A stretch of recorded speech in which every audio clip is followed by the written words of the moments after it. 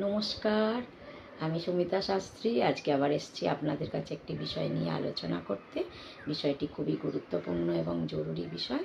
সেটি হচ্ছে যে আপনাদের যদি বুধ গ্রহ কারোর খুবই উইক থাকে এবং আপনাদের বুঝতে পারছেন না যে আপনার বুধ গ্রহ উইক না স্ট্রং, তাহলে আপনারা এই কটা জিনিস দেখতে পারেন। প্রথম হচ্ছে যে আপনি গুছিয়ে কথা বলতে পারছেন কি না।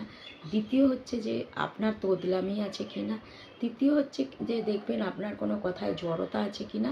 চতুর্থত হচ্ছে যে আপনি কথা বলতে ভয় পাচ্ছেন কি না, যে কারোর সঙ্গে কথা বলতে যাব কি ভাববে, এই যে একটা ভয় ভয় ভাব, এইগুলো যদি আপনার মধ্যে থাকে তাহলে বুঝে নেবেন যে আপনার বুধ গ্রহ কিন্তু খুবই উইক আছে। তখন আপনার বুধ গ্রহকে আপনাকে স্ট্রং করতে হবে।